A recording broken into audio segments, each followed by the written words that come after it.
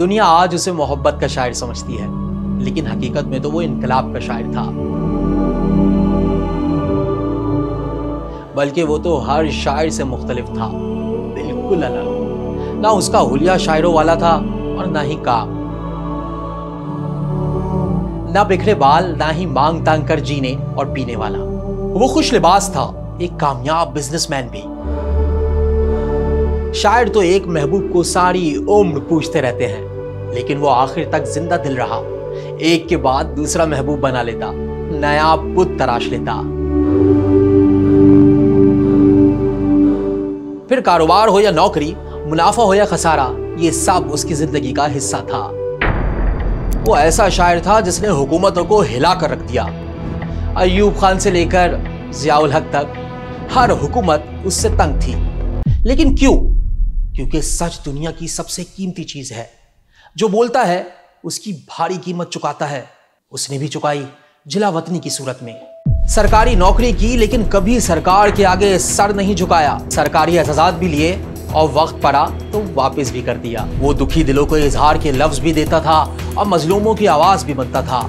वो ऐसे इनकलाब का दाई था जो कभी नहीं आ सका, आज तक नहीं। ये कहानी है जाने माने शायर अहमद फराज की। मोहब्बत का शायर, इनकलाब का शायर, बगावत का शायर। तो रफ्तार को लाइक करें, सब्सक्राइब कीजिए और मेरे साथ चलें अहमद फराज की जिंदगी में। उसे खबर नहीं तारीख क्या सिखाती है कि रात जब किसी खुर्शीद को शहीद करे तो सुबह एक नया सूरज तराश लाती है।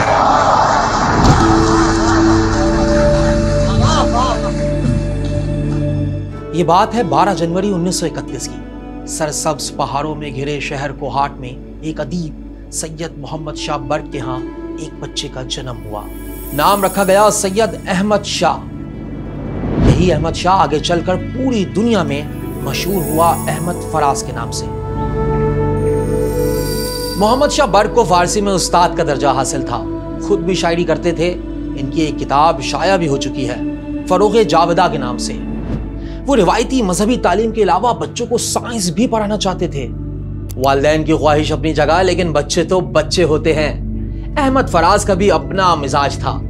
पूरी कोशिश के बावजूद उन्हें साइंस बिल्कुल नहीं भाई। फिर भी तालीम तो चलती रही, लेकिन फराज का झुकाव कहीं और था। चिल्ली के मशहूर शायर पाब्लो नेरूदा ने कहा था, मेरी शायरी ने पहाड़ों, दरियाओं, झीलों से जन्म लिया। मेरे अशार घने दरख्तों और जंगली फूलों के बीच परवान चढ़े। फराज के साथ भी यही कुछ हुआ। कोहाट के सरसब्ज पहाड़ों और कुदरती नजारों के बीच उनके ख्यालात परवान चढ़ने लगे। अब दिल पे जो गुजरेगी वो बेटोक कहूंगा, अब मेरे कलम में कोई जंजीर नहीं। अब वो जो सोचते उसे अल्फाज देने लगे, मगर फिर भी एक अनजाना खौफ सर पर सवार रहता। वो खौफ था अपने वालिद यानी बर्क साहब का, जो बहुत ही सख्त मिजाज थे और उसी फलसफे के कायल थे कि खिलाओ सोने का निवाला, देखो शेर की निगाह से।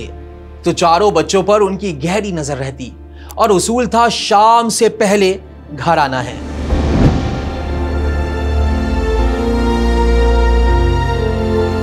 फराज जवान हो रहे थे। वालिद की सख्ती, डांट, बल्कि कभी कभार मारपीट से उन्हें घुटन होने लगी। यही वजह है कि उनके मिजाज में ठहराव नहीं रहा था। पल में तोला, पल में माशा हो जाते।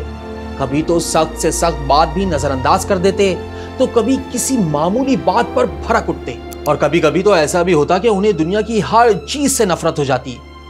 वो अपनी जात के खोल में बंद हो जाते, उदासी और संजीदगी की चादर ओढ़ लेते और फिर अचानक उस कैफियत से बाहर भी निकल आते।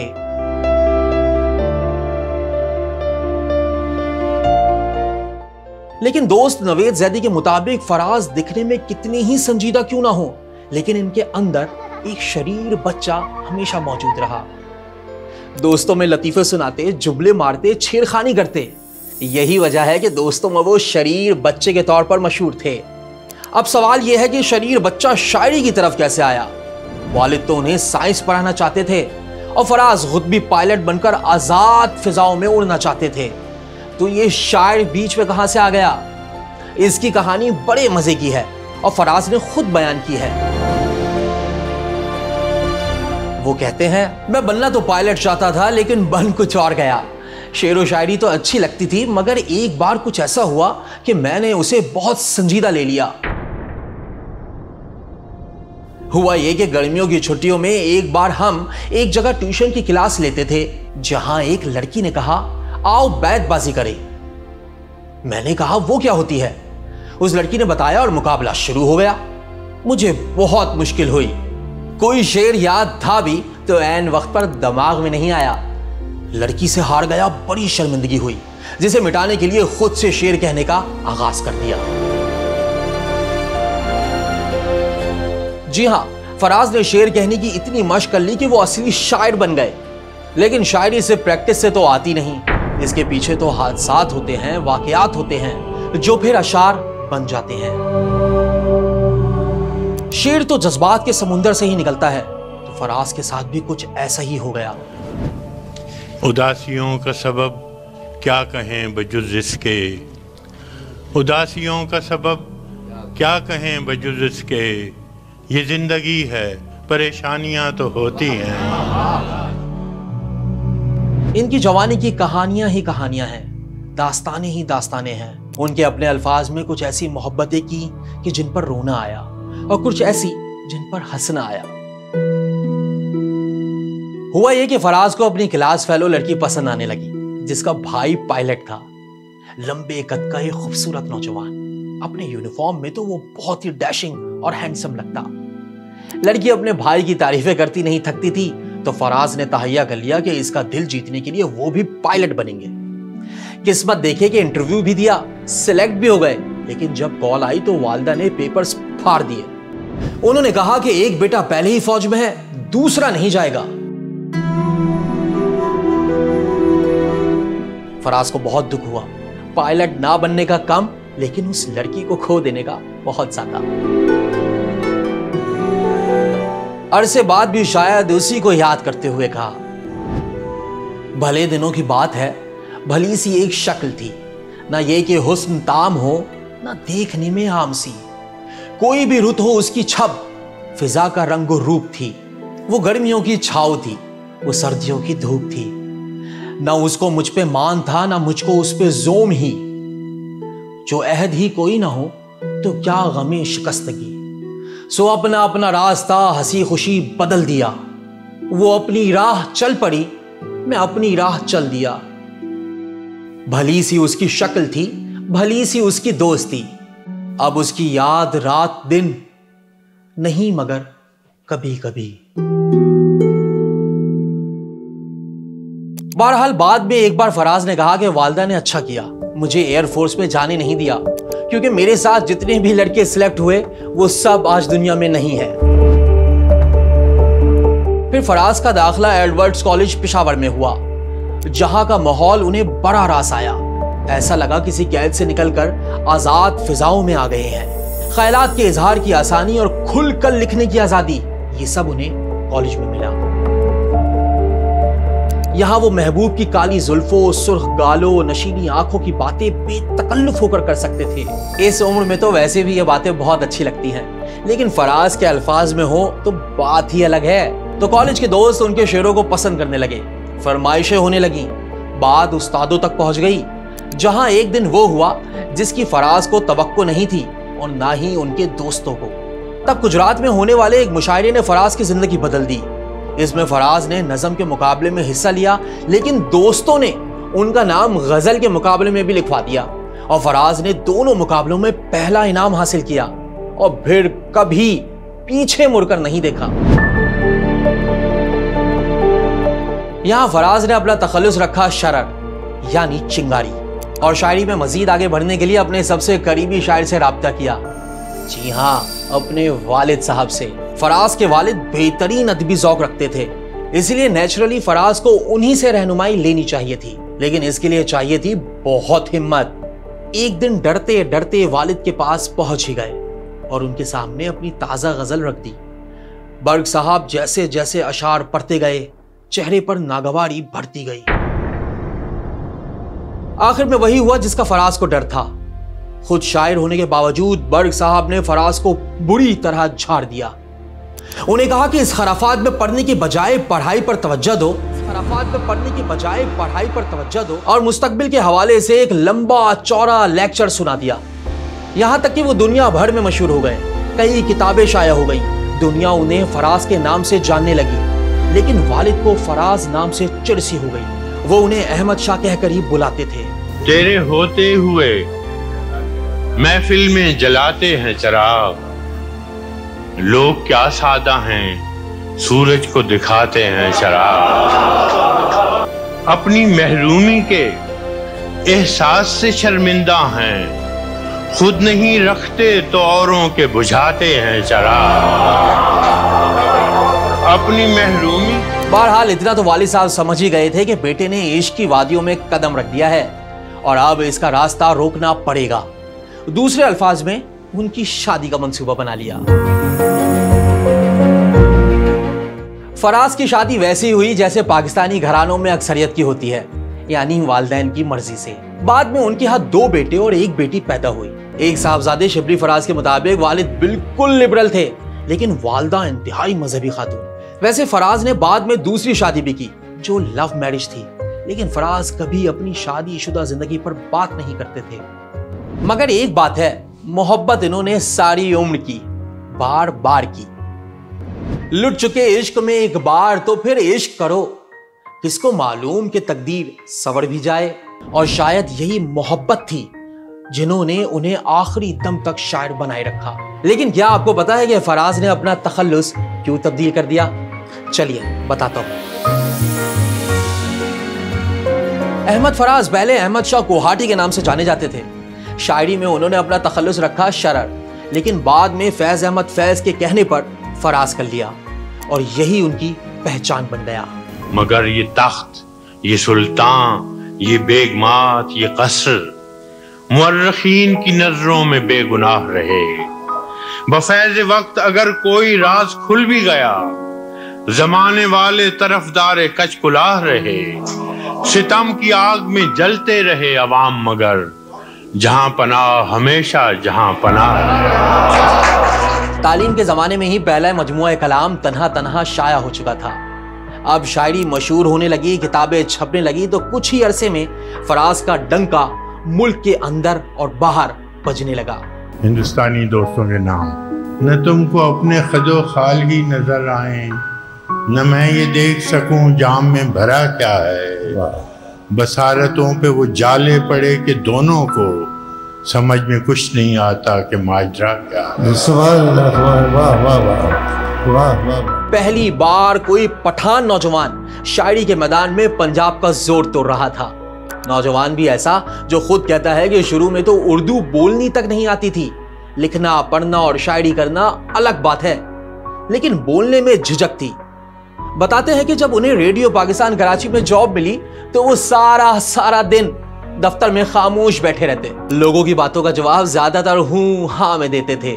कराची के अजनबी माहौल में अहमद फराज बहुत परेशान हुए और बड़ी कोशिशों के बाद अपना ट्रांसफर पेशावर करवा लिया, जहां मशहूर शायर नून मीम राशिद डायरेक्टर बनकर आए और उन्होंने फराज को एक मरतबा फिर पढ़ने के लिए कॉलेज भेज दिया, जहां से वो फिर मास्टर्स करके ही निकले और तब तक वो एक बहुत बड़े शायर भी बन चुके थे। तो जनाब, जहां कामयाबी आती है वहां हासिद भी पीछे पीछे चले आते हैं। तभी फराज ने कहा था, तुम तकल्लुफ को भी इखलास समझते हो फराज, दोस्त होता नहीं हर हाथ मिलाने वाला। जी हाँ, उनकी मकबूलियत देखकर बहुत से लोग उनसे जलने लगे। कुछ तो उन्हें लड़कों का परवीन शाकिर कहने लगे। डॉक्टर वजीर आगा जैसे नक्काद ने उन्हें टीनेजर्स का शायर करार दे दिया। फिर जब फराज की शायरी का दूसरा रूप सामने आया, यानी सियासी रूप, इनकलाबी रूप, तो बहुत से लोगों ने उन्हें प्रोपेगेंडा शायर कहना शुरू कर दिया। आज ऐसा नहीं होने देना, ऐ मेरे सोख्ता जानो, मेरे प्यारे लोगो, अब के घर जल्जले आए तो कयामत होगी। मेरे दिलगीर, मेरे दर्द के मारे लोगो, किसी गासिब, किसी जालिम, किसी कातिल के लिए खुद को तकसीम न करना मेरे सारे लोगों।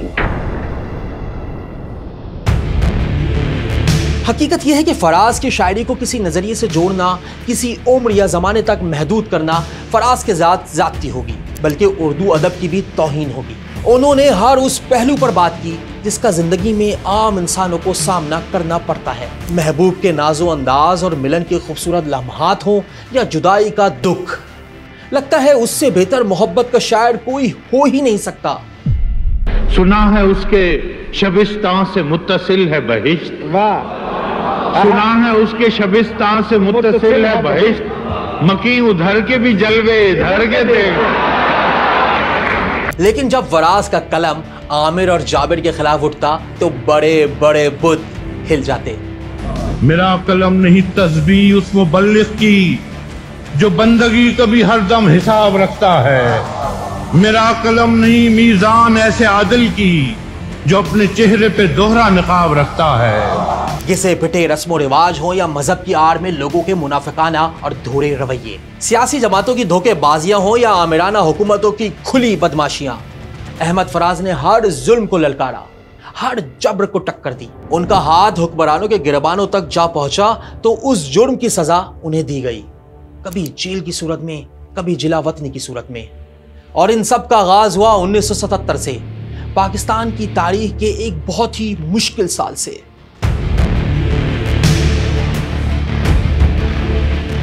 अकादमी अदबियात बन चुकी थी तो जुल्फकार अली भुट्टो ने फराज को इस्लामाबाद बुला लिया, जहां वो अकादमी अदबियात के पहले डायरेक्टर बने और फिर वो नज़म लिख दी जिसने सब कुछ बदल दिया। अहमद फराज बताते हैं कि ये नज़म मैंने कहीं नहीं पढ़ी थी, न जाने कैसे किसी रिसाले में छप गई और लोगों ने फोटोकॉपी करके बांटना शुरू कर दिया। ये नज़म थी पेशावर कातिलो तुम सिपाही नहीं, जो 71 की जंग में शिकस्त और मुल्क के टूटने के गहरे गम और सदमे में लिखी गई थी। जैसे बरतानवी राज में गोरखे बागियों पर सितम आम उनके भी थे, जैसे सफाक गोरे थे वियतनाम में हक परस्तों पे इल्जाम उनके भी थे। आज तुम उनसे कुछ मुख्तलिफ तो नहीं, राइफलें वर्दियां नाम उनके भी थे। ऐसी नज़म जिसने एस्टेब्लिशमेंट को हिला कर रख दिया। इतने सख्त अल्फाज का इस्तेमाल, इतना नंगा सच, ये सुनने का हौसला हमारे यहाँ किसी में है, किसी में नहीं। आज शायर पे भी कर्ज मट्टी का है, अब कलम में लहू है स्याही नहीं। खोल उतरा तुम्हारा तो जाहिर हुआ, पेशावर कातिल हो तुम सिपाही नहीं। वो कहते हैं ना कि जो परिंदा आजादी के नगमे गाता है वो शिकारी की नजर में होता है, पहला तीर उसी पर चलता है। फराज भी शिकारी की निगाहों में थे, उन्हें एक न एक दिन तो आना ही था और बिलाखिर वो आ ही गए। ये भुट्टो साहब के इक़्तिदार के आखिरी दिन थे, फौज की गिरफ्त मजबूत होती जा रही थी और फिर अहमद फराज को भी गिरफ्तार कर लिया गया। इस तरह के आंखों पर पट्टी बांधकर किसी नामालूम मुकाम पर ले जाया गया।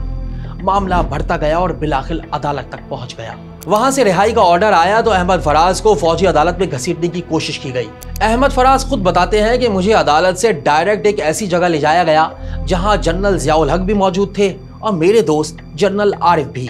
ज़ियाउल हक ने अहमद फराज से कहा कि आपको वजीर आज़म का शुक्रिया अदा करना चाहिए कि उन्होंने इंटरफेयर किया और आपको बचाया। ये 30 जून 1977 का दिन था।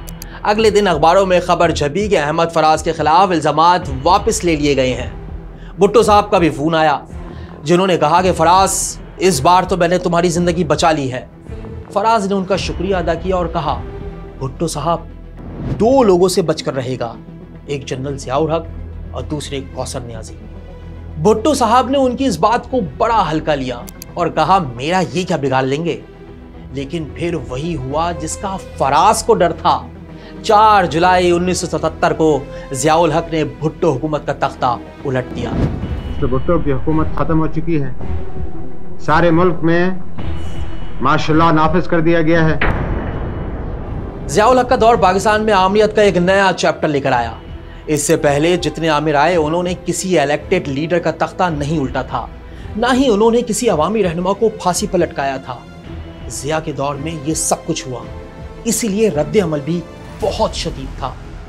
एक बार कराची में एक मुशायरा हुआ जिसके खत्म होते ही पुलिस ने अहमद फराज को कराची छोड़ने का कह दिया। वो इस्लामाबाद गए, फिर एक और मशहूर नज्म मुहासरा लिखी। मैं कट गिरूं कि सलामत रहूं, यकीन है मुझे कि ये हिसारे सितम कोई तो गिराएगा।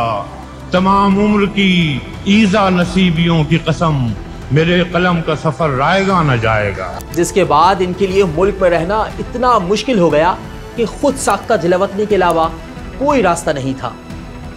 फराज पाकिस्तान छोड़ गए, 5-6 साल अमेरिका और यूरोप में गुजार दिए। बहुत जमाना हो गया वतन छोड़े हुए।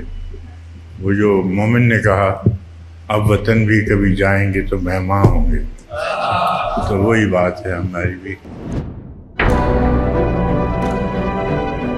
पाकिस्तान में ज़ियाउल हक की डिक्टेटरशिप उरूज पर थी। इनकी गिरफ्त 11 साल बाद भी कमजोर नहीं पड़ी थी। सियासतदान हो या अदीब, सब पर बुरा वक्त था। अहमद फराज भी परदेश में जिलावतनी काट रहे थे। एक दिन दोस्तों की महफिल चल रही थी कि किसी ने बताया कि ज़ियाउल हक एक तैयारा हादसे में चल बसे हैं। फौरन फराज बोल पड़े। इस मिसरे का मतलब आज समझ में आया, शहीद की जो मौत है वो कौम की हयात है।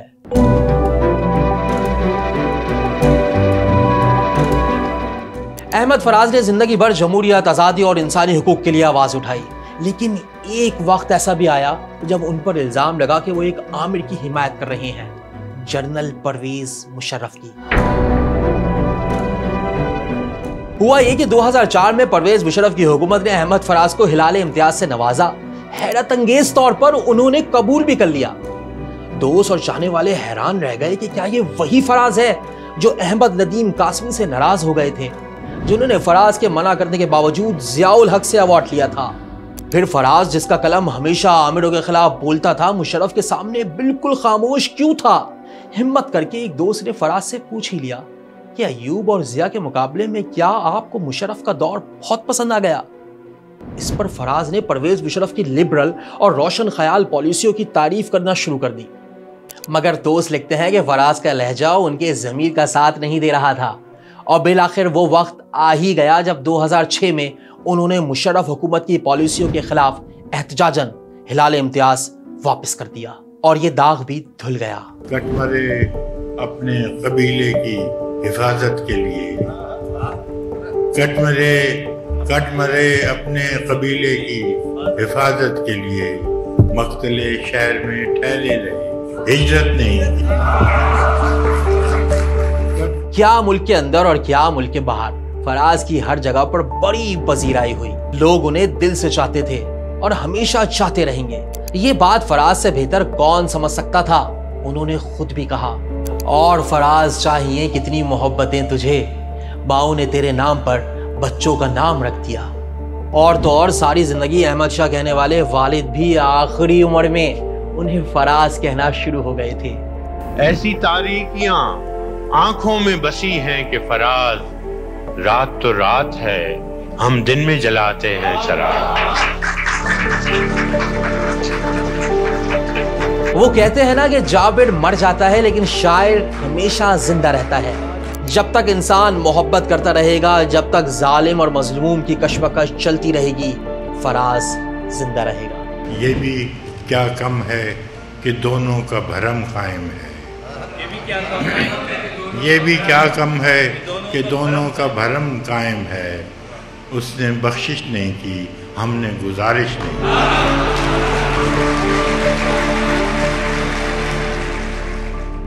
पाकिस्तान और भारत के बड़े बड़े गुलकार उनके कलाम को अपनी आवाज के साथ अमर कर चुके हैं। मलका तरन्नुम नूर जहां सिलसिले तोड़ गया वो सभी जाते जाते, शहनशाह गजल मेहदी हसन, अब कि हम बिछड़े तो शायद कभी ख्वाबों में मिले, और रंजिश ही सही दिल ही दुखाने के लिए आ, महनाज बेगम अब के तजदीद वफा का नहीं इम्कान जाना। फिर लता मंगेशकर से जगजीत सिंह तक, गुलाम अली से पंकज उदास और आशा भोसले तक, सब ने फराज का कलाम गाया। हालांकि फराज फिल्मी दुनिया के शायर नहीं थे और ना उन्होंने कभी पैसे के लिए शायरी की, लेकिन फिर भी उन्हें शोहरत सबसे ज्यादा मिली। ये आलम शौक का देखा न जाए, ये आलम शौक का देखा न जाए, वो बुत है या खुदा देखा न जाए। एक बार मास्को में भारतीय अदाकार और फिल्म प्रोड्यूसर राज कपूर से मुलाकात हुई। उन्होंने अहमद फराज को अपनी फिल्म के लिए नगमे लिखने की पेशकश की। एक ही सांस में यह भी कह दिया कि बताएं एक नगमे के कितने पैसे लेंगे। फराज ने मुस्कुराते हुए जवाब दिया, यार तुम एक बनिए की तरह बात कर रहे हो, तुम जानते ही नहीं मैं किस सोच का आदमी हूं। हम न होते तो किसी और के चर्चे होते, हम न होते तो किसी और के चर्चे होते, खलकते शहर तो कहने को फसाने मांगे। वैसे फराज की शायरी सिर्फ पाकिस्तान हिंदुस्तान ही नहीं बल्कि तर्जुमों के जरिए दुनिया भर में पहुंची। उनकी शायरी के तर्जुमे अंग्रेजी के अलावा हिंदी, फ्रांसीसी, जापानी और रूसी जुबानों में भी हुए।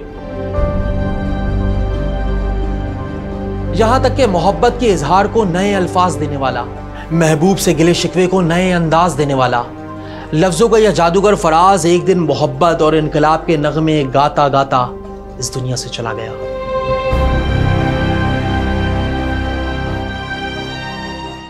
– 2008 में अहमद फराज एक मुशायरे के लिए अमेरिका गए। शिकागो में एक इमारत की सीढ़ियां चढ़ते हुए गिर गए और यही वाकया उन्हें मौत के करीब ले गया। लेकिन अहमद फराज के दोस्त नासिर जैदी कुछ और ही कहते हैं। उन्होंने बताया कि अहमद फराज से एक आदमी ने फ्रॉड किया और एक बड़ी रकम लेकर अमेरिका भाग गया। फराज इनके पीछे पीछे गए और उसे शिकागो में धर लिया। यहां हाथापाई हुई, फराज सीढ़ियों से गिर पड़े, इनका चश्मा टूट गया, अंदरूनी और बैरूनी चोटें आईं और यही हादसा बाद में उनकी जान ले गया। शिकागो में फराज की मेहमान नवाजी करने वाले मारूफ अदीब अशफाक हुसैन बताते हैं कि गिरने से पहले ही फराज बहुत बीमार थे। इनके एक गुर्दे ने काम करना छोड़ दिया था, बल्कि जब वो शिकागो के हॉस्पिटल में एडमिट थे तो पाकिस्तान टेलीविजन चैनल पर इनके इंतकाल की गलत खबरें भी चल गईं। बहरहाल फराज की ख्वाहिश पर उन्हें पाकिस्तान वापस लाया गया। शायद वो उसी मट्टी में मरना चाहते थे जिसकी मोहब्बत में उन्होंने वो कर्ज चुकाए जो कभी वाजिब भी नहीं थे। और फिर कुछ दिन बाद 25 अगस्त 2008 को अपने अहद का ये अजीम शायर दुनिया को अलविदा कह गया। फराज ने एक बार कहा था, मुझे जितने भी अवार्ड मिले इनमें से सबसे बड़ा अवार्ड लोगों की मोहब्बत है। ना मेरे लेटर पैड पर सितारे इम्तियाज लिखा है, ना हिलाल इम्तियाज, ना मेरे ऑफिस बोर्ड पर चेयरमैन, डायरेक्टर जनरल या मैनेजिंग डायरेक्टर जैसा कोई ओहदा लिखा है। बस मेरा नाम लिखा है, अहमद फराज। मैं नौकरी की परवाह नहीं करता, जब उठूंगा तो यही तख्ती साथ ले जाऊंगा। फराज ठीक कहते थे। आज उनकी कब्र पर भी सिर्फ अहमद फराज लिखा है और साथ ही ये शेर भी, मैं के सहराए मोहब्बत का मुसाफिर था फराज, एक झोंका था कि खुशबू के सफर पर निकला। जिंदगी तेरी अता थी सो तेरे नाम की है, जिंदगी तेरी अता थी सो तेरे नाम की है, हमने जैसे भी बसर की तेरा एहसान जाना।